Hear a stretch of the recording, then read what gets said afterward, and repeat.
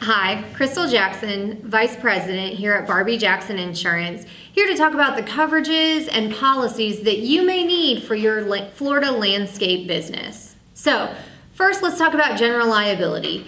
Probably the most important policy you'll need, as many job sites may require you to get on there to work. If you're doing work for an association or a property management company, they're going to require this proof of insurance.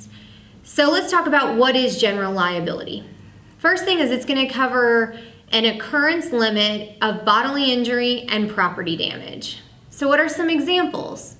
For the bodily injury claims, let's say you are driving the lawnmower, mowing the grass, and a rock gets underneath the lawnmower, shoots out, and hits a bystander, not an employee. We'll get to that in a minute. And they get injured. The bodily injury coverage will pay for their medical damages. Let's talk now about property damage. This is the most common claim that we see from our landscape contractors, and that is, again, running over a rock and breaking a window or hitting a vehicle, causing damage. This coverage will pay for those damages to make sure that the damaged or injured party is made whole. Now let's talk about workers' compensation. That's where if one of your employees gets injured. So how do you know if you need workers' compensation? In the state of Florida, landscape contractors are considered in the construction industry. What that means is if you have one employee, which could include the owner, you have to have workers' compensation. Now I said could include the owner. Owners have the option to be included or exempt from coverage. If you choose to be included, then you would have to have workers' compensation for yourself, assuming you didn't file that exemption with the state. If you have filed the exemption and it's a one-owner operation, then workers' compensation would not be required. But as soon as you hire somebody, you better have workers' compensation, because if the state shows up and you don't have that coverage, they will shut you down and fine you pretty significantly. So what's an example of a workers' comp claim? One of your employees is driving the lawnmower and it rolls over, causing them bodily harm. Your workers' compensation policy will provide coverage for them for their medical as well as lost wages per the state statutes. Let's go into the next coverage. Equipment floater, also known as an inland marine. Depending on what carrier you're working with, it may be titled either one. This is going to be coverage for your tools and equipment.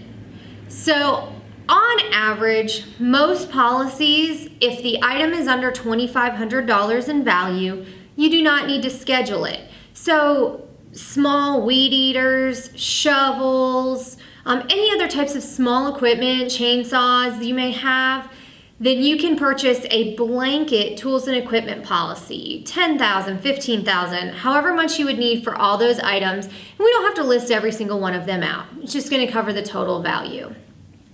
Those items that are going to be over $2,500, and again, I'm saying this as an average because some policies will have a higher or lower value set. And that's where us building you a custom policy and reviewing it to make sure we have it written and rated correctly for your needs. But going back to those higher value items, especially these zero-turn lawnmowers, are not cheap, and you want to be protected in case they're stolen or damaged. We would actually schedule that item on the policy to cover damages that may happen, or again, theft is a very common occurrence for these items. All right, now to talk to you more about commercial auto coverages, we're going to bring in Caleb Jackson. Hey guys, as Crystal said, this is Caleb Jackson. I'm Vice President here at Barbie Jackson Insurance, and I'm here to talk to you about the commercial auto portion of your landscape and gardening package. I know Crystal and Craig have touched on a few things, including the inland marine coverage and the workers' comp. So jumping right into the commercial auto coverage, it is one of the most important coverages you can have for your business. Usually, landscapers, you guys have everything from the runner trucks, your little service trucks, to your top kicks. You got your grapple trucks. Sometimes my landscapers, the big ones, will have full-sized tracks or dump trucks. As long as you're using it in conjunction with your landscaping business, we can usually write those all on the same commercial auto policy. Now that I've kind of told you what kind of trucks we'll quote for you, I'm going to get into some of the coverages that are available on the commercial auto package. The biggest and most important coverage is the liability itself. So on a commercial auto policy, you have what's specifically called commercial auto liability coverage. We usually sell that coverage on what's called a combined single limit basis, so that under your commercial auto liability, it includes bodily injury liability as well as property damage liability. And that is pretty self-explanatory, but it basically covers if you were to be in an accident with another vehicle, it'll pay property damage to pay for the damage to their vehicle, the damaged property, or it will pay bodily injury to pay for injuries to the people that may be riding in a vehicle if you were to rear end them or something of that sort. That's the liability portion, which is again is very important. The next meat and potatoes portion of the policy is the comp and collision coverage. This is the physical damage coverage for your vehicle itself.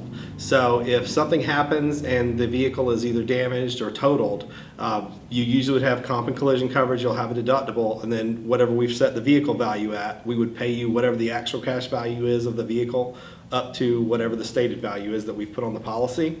And it's very important when we're covering a vehicle for physical damage that you always want to set the stated value of the vehicle at least a little bit higher than what you paid for it, or even just a little bit higher than what you think it's worth, to make sure that you don't get capped on the payout in an actual cash value claim.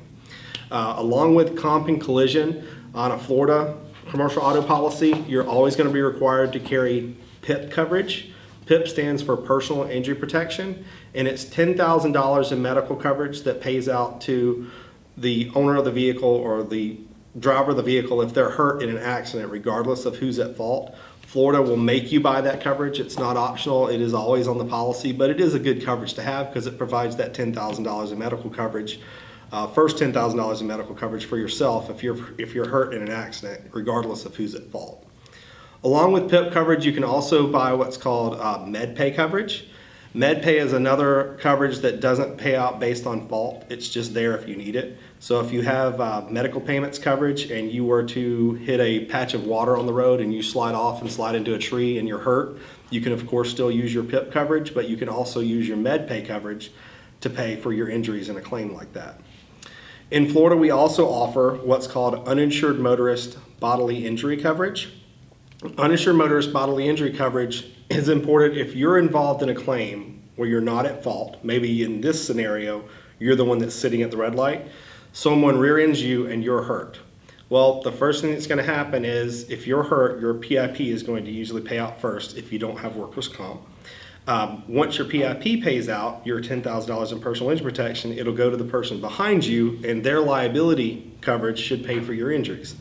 In some cases, you may be rear-ended by someone that doesn't have any insurance. If that happens and you have uninsured motorist coverage, then whatever the difference is between what your PIP paid for and what your injuries are versus your uninsured motorist liability limit, it'll help bridge that gap to get you to heal you or get your injuries taken care of at the hospital if the person that hit you did not have proper insurance. The last thing I want to touch on is just some things that I find that are missed sometimes as far as gaps in a commercial auto policy.